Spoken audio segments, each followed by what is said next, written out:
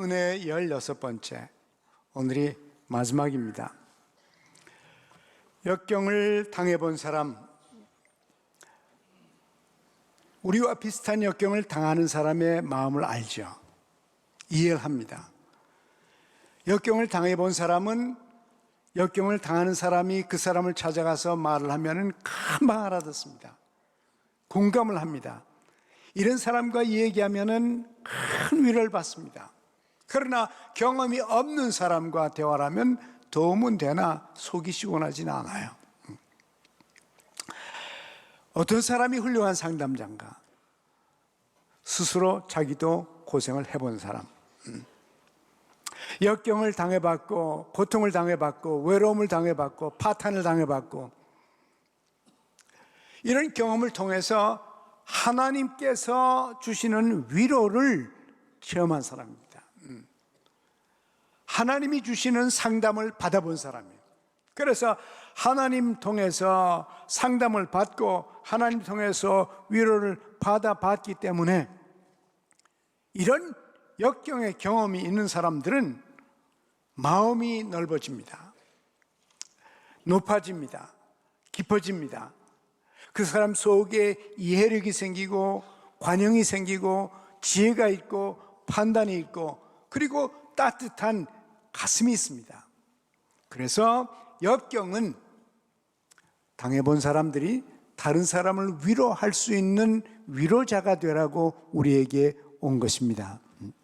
여러분과 제가 이 땅에 살면서 온갖 종류의 다른 역경과 시련과 고난을 당해보지만 여러분이 경험한 그 경험 때문에 그 분야에 있어서 그 부분에 있어서 여러분과 제가 꼭 다른 사람에게 좋은 위로자가 되기를 간절히 원합니다. 엄청난 시련을 당했죠.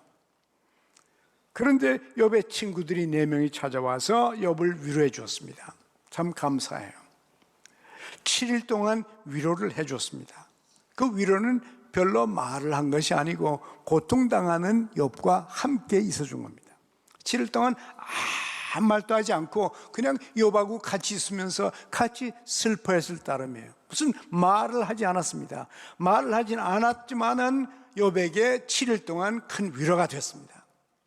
그런데 문제는 8일째부터입니다. 7일까지는 말 없이 고통당하는 욥과 함께 고통을 당하고 슬퍼하고 지지해 줬는데 8일째부터는 욥이 왜 고생을 하는지 지적으로 지식적으로 설명을 하려고 달라든 겁니다. 욥과 같은 그런 고난을 당해본 경험도 없는 사람들이 당신이 이렇게 고생하는 이유는 당신 죄 때문이다. 뭔가 잘못한 것이 있어. 회개 안 한 것이 있어. 숨겨놓은 것이 있어. 하나님은 알지만은 우리가 모르는 그런 무슨 죄가 있지. 그거 생각해라. 그거 찾아내라. 당신이 그저 고생할 리가 없다. 고생이라는 것은, 고난과 역경이라는 것은 절대로 그저 오는 법이 없어. 반드시 죄를 범하는 죄에 대한 대가다. 이러고 설명을 시작하는 겁니다.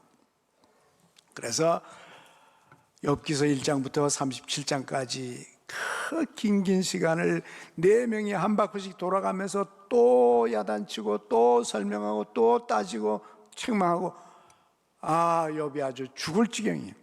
처음 7일처럼 좀 가만히나 있어 줬으면 고통당하는 사람들이 좀 그만큼 자기 고통당하는 것도 충분한데 옆에서 말로 그것을 설명하더라고. 그 이유를 찾아내느라고 인간의 지식과 인간의 이해력을 가지고 역경을 설명하려고 하니까 설명이 됩니까? 안 됩니다. 그래서 결국은 아무 도움이 되지 못했습니다. 오히려 욥처럼 역경을 당해본 사람이 욥한테 찾아왔으면 아마 큰 위로와 도움이 됐을 것이에요. 그런데 전혀 욥의 경험을 하지 못한 사람들이 아는 척하고 말하면 말할수록 더 욥을 괴롭힌 얘기가 욥기 얘기 아닙니까? 우리가 잘 아는 오늘의 양식 편집자, 지금은 아닙니다만은 수십 년 동안 오늘의 양식을 쓰신 데니스 디 한이라는 목사님이 계셨어요. 그분이 오늘 양식의 편집자였는데 7년 전에 17살 난 막내 딸이 참 아름다운 딸이었는데 교통사고로 죽었습니다. 이 비극적인 사건이 일어나자마자 목사님은 그 이상 더 글을 쓸 수가 없었어요. 목사님 자신과 또 목사님의 가족들이 위로가 필요한 시간인데 남에게 위로를 할 수가 없었습니다.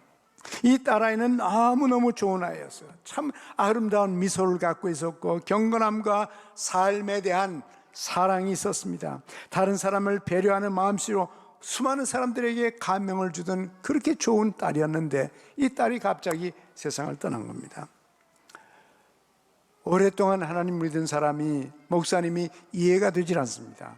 그동안 믿었던 하나님, 그동안 믿었던 성경, 그동안 믿었던 천국도 흔들립니다. 이해가 잘 되질 않아요. 어떻게 해서 이 17살 나는 딸아이가 교통사고로 죽냐?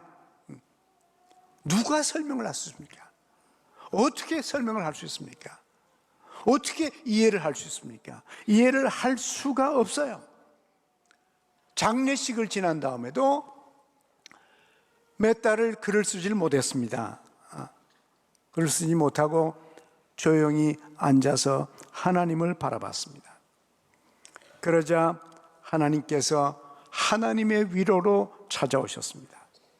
그래서 데니스 디 한 목사님께서 이런 말씀을 하셨어요. 나는 눈물의 계곡 그리고 슬픔과 고통의 계곡을 지나갔습니다. 그러나 모든 위로의 하나님께서 나와 함께 하셨고 내 곁에 계셨고 저를 지탱해 주셨고 저를 붙잡아 주셨습니다. 이렇게 고백을 했어요. 그 아픔과 슬픔과 고통을 하나님께 가져갔습니다. 사람은 위로를 할 수가 없었어요.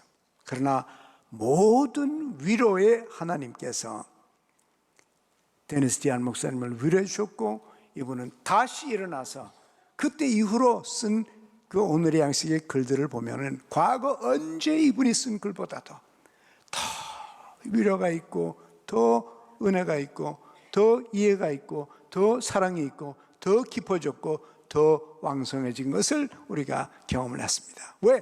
고난을 스스로 당해봤기 때문에. 전에는 그와 같은 극심한 고난을 당해본 적이 없이 성경을 공부하고 묵상을 해서 글을 썼지만은 이제는 그 아픔에서부터 그 고통에서부터 그 슬픔에서부터 그 안타까움에서부터 그 외로움에서부터 성령의 감동으로 쓰는 글이다 보니까 수많은 수백만의 독자들에게 큰 은혜가 되었던 것입니다. 그래서 이분에게는 역경이 변해서 하나님을 찬송하는 시간이 되었습니다. 왜 하나님을 찬송하나? 오늘 이 본문 말씀에도 그렇게 나와 있죠. 고린도후서 1장 3절에 보니까 찬송하리로다 그랬어요. 여러분, 이 고린도후서는 사도 바울이 제일 고통이 심했을 때, 제일 마음이 아팠을 때 쓴 글입니다. 그래서 여러분이 집에 가서 고린도후서를 한번 읽어보세요. 그 바울 사도의 아픔과 슬픔과 고통과 분노와 이런 것들이 잔뜩 여기에 있어요. 그런데 이 고린도후서를 쓰기 시작하면서 첫 마디가 찬송하리로다 그랬습니다. 왜 찬송하나? 자기가 믿는 하나님이 어떤 하나님인 것을 알게 됐기 때문에 그래요. 고난을 거쳐가면서 하나님이 어떤 분인지를 이해하게 됐습니다. 하나님의 위로를 받아보게 되었습니다. 여기 보니까 찬송하리로다 우리 주 예수 그리스도의 하나님이시여 자비의 아버지시여 모든 위로의 하나님이시다. 내가 믿는 하나님은 예수 그리스도의 하나님이시여 자비가 풍성한 하나님이시여 뿐만 아니라 위로를 주시되 모든 형편과 모든 처지에서 사람이 줄 수 없는 하나님의 위로가 나에게 있었다. 그분은 우리를 위로하시는 하나님이시다. 그래서 4절에 보니까 우리의 모든 환난 중에서 우리를 위로하사, 여러분과 제가 환난의 골짜기로 들어갈 때 그때 하나님 찾아오셔서 우리를 위로해 주십니다. 하나님을 믿는 사람들은, 하나님을 신뢰하는 사람들은, 하나님과 함께 동행하는 사람들은 하나님께서 찾아오셔서 그 어려운 시간에, 두려운 계곡에, 슬픔의 계곡 속에서 우리를 위로해 주십니다. 사도 바울은 이것을 체험했습니다. 그래서 우리를 위로하사 우리로 하여금 하나님께로부터 받은 위로로서, 역경이 없었으면 하나님의 위로를 체험할 수 없었죠. 그러나 역경을 당해봤기 때문에 그때 내가 감당할 수 없는 그 시간에 하나님 나타나셔서 나에게 어떻게 위로해 주셨는지 그 위로를 체험했기 때문에 그 우리가 받아본 위로로서 모든 환난 중에 있는 자들을 능히 위로하게 하시는도다. 무슨 말입니까? 여러분들이 환난을 당해봤기 때문에, 고통을 당해봤고 시련을 당해봤고 질병을 체험했기 때문에, 심지어 가족들의 죽음을 체험했기 때문에 여러분이 이제는 과거 언제보다도 더 큰 사람이 됐고 더 성숙한 사람이 됐고 더 하나님이 어떤 분인지 알게 됐다는 것입니다. 그 결과로 여러분은 과거 언제보다도 누구에게든지 더 잘 쓰임 받을 수 있고, 다른 사람들도 나와 비슷한 역경에 있는 사람들에게 하나님의 은혜와 하나님의 축복을 나눠줄 수 있는 사람이 됐다는 것입니다. 감사한 일이죠. 그래서 이 데니스 디안 목사님이 말씀하신 것처럼 하나님은 역경 속에서 우리의 찬양의 제목이 된 것입니다. 뿐만 아니라 우리는 환난을 체험했기 때문에, 또 위로를 체험했기 때문에 준비가 됐고 훈련이 돼서 다른 사람에게 유익한 사람이 됩니다. 남이 말해도 이해도 못하고 남의 고통을 느낄 수도 없고, 남이 고생하면은 비난이나 하고 허물이나 찾아내고 이런 종류의 사람이 아니라 하나님을 믿고 하나님의 위로를 받아본 사람들은 변해서 다른 사람들에게 반드시 축복이 될 수가 있습니다.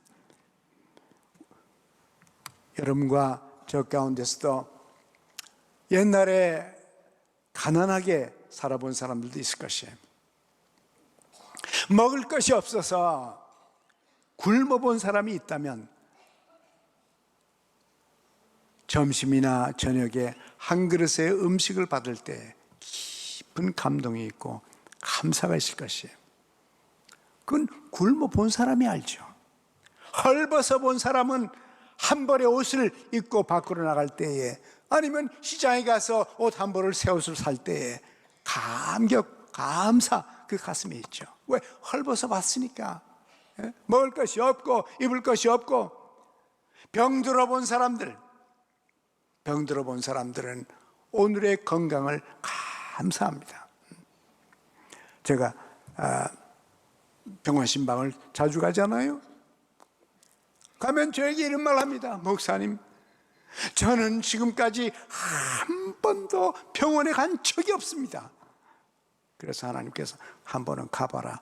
그리고 건강을 자랑하던 사람들, 건강을 자랑하던 사람, 나는 끄떡 없었어, 건강하게 살았어.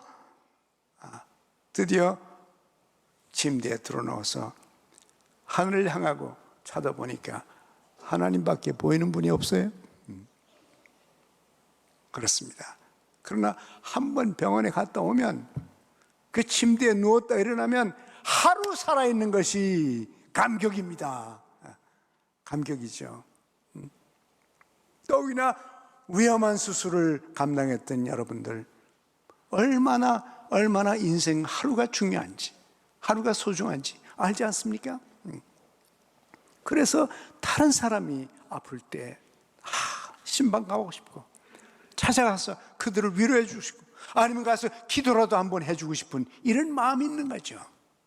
그런데 전혀 한 번도 병원에 가본 적이 없는 사람이 신방 와봤자 그저 그래요. 그 심정을 아나요? 생명의 위험을 당해본 적이 있나요? 너무 건강하면 감사하십니다. 그러나 아팠어도 여러분이 아픈 사람의 심정을 알게 된 것, 그리고 그들에게 큰 위로가 된 것을 역시 감사하십니다. 그 병 중에서도 하나님이 어떻게 우리에게 힘주시고 우리와 함께 하시고 우리를 위로하시는지. 여러분이 신앙 때문에 핍박을 받았다면, 우리 한국은 핍박한 나라가 아니에요. 그러나 북한에서 신앙 때문에 핍박을 받아본 사람들은 이 땅에 종교의 자유가 있고 마음껏 교회 갈 수 있다는 것이 얼마나 좋은 것인지 핍박을 받아본 사람들이 알죠. 그리고 그걸 이해합니다. 함께 가슴 아파하죠.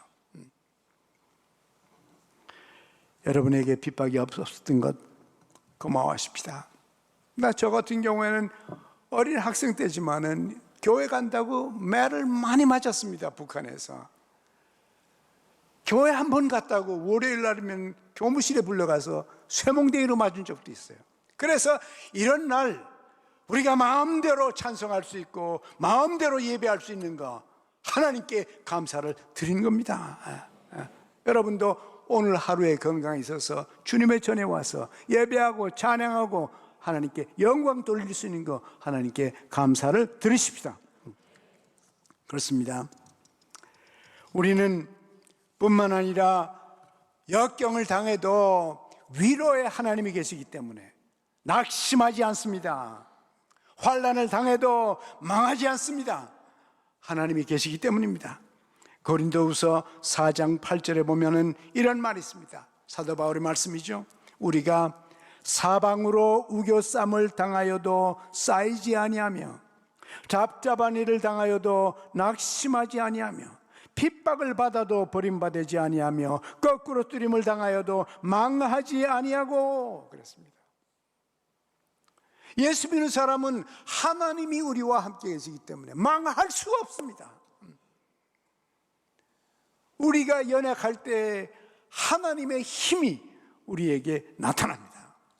내 연약함을 인정하고 하나님을 바라볼 때 위로의 하나님, 모든 위로의 하나님께서 우리를 찾아와 주실 것입니다. 우겨쌈을 당했다 그래서, 우겨쌈 당했다는 이 말은 사방에서 프레셔를 가해서, 압력을 가해서 깨뜨리려고 하는 겁니다. 깨뜨리려고 하는 거예요. 그런데 쌓이지 아니었다 이렇게 번역을 했습니다만은 부서지지 않았다. 아무리 압력을 가해도 우리는 부서질 수 없다.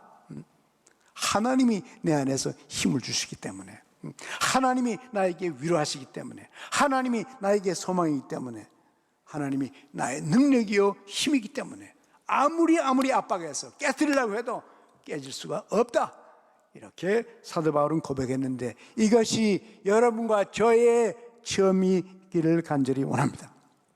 답답한 일 당해도 낙심하지 않는다. 핍박받아도 우리가 버림받지 않고 쓰러뜨려도 다시 일어난다. 왜?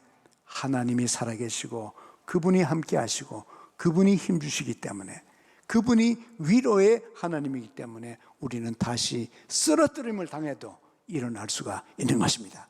이런 체험이 하나님 때문에 여러분의 인생에서도 날마다 하게 되기를 간절히 원합니다. 그리고 우리가 낙심하지 않는 이유는 또 있습니다. 그 이유는 고린도후서 4장 16절을 보니까, 그러므로 우리가 낙심하지 아니하노니 겉사람은 후패하나 우리의 속사람은 날마다 새로워지느니라.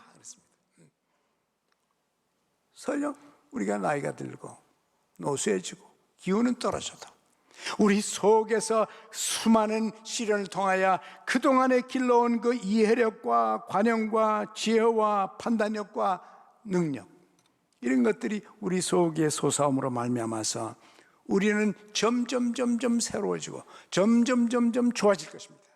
더 성숙해져서 성숙해진 여러분이 어려운 일을 당한 사람을 만날 때 그분에게 큰 위로를 할 수가 있고 위로의 하나님을 보여줄 수가 있습니다.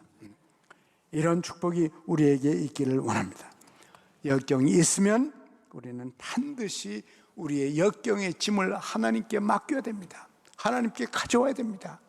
하나님을 찾아야 됩니다. 그래야만 위로의 하나님을 여러분과 제가 체험할 수가 있습니다. 혼자 무거운 짐을 지고 방황하고 헤매고 내적으로 외적으로 겉사람과 속사람이 산산조각이 나는 그런 것이 아니라 견디다 못해 쓰러질 쯤 되면 쓰러지기 전에 혼자 방황하기 전에 낙심하기 전에 하나님께 가져와서 모든 염려와 근심을 하나님께 맡겨버리십시오. 시편 55편 21절에도 이런 말씀으로 3번 얘기했어요. 당신의 짐을 여호와께 맡겨버리십시오. 그리하면 주님이 당신을 붙들어 주실 것입니다. 이것은 체험한 사람이요. 다윗이십니다. 다윗이 역경을 당했을 때, 수많은 어려움을 당했을 때 하나님 앞에 그 짐을 맡기고 하나님께서 어떻게 자기를 붙들어 주셨는지를 체험했기 때문에 이와 같은 글을 쓸 수가 있었던 것입니다. 여러분과 제가 베드로 사도도 말한 것처럼 모든 위로의 하나님, 그 하나님께서 우리의 모든 염려와 근심을 다 맡길 때 그분이 돌보시고 그분이 주관하시고 그분이 힘을 주시고 그분이 우리를 자유롭게 하시는 이런 체험을 날마다 여러분과 제가 하게 되기를 원합니다.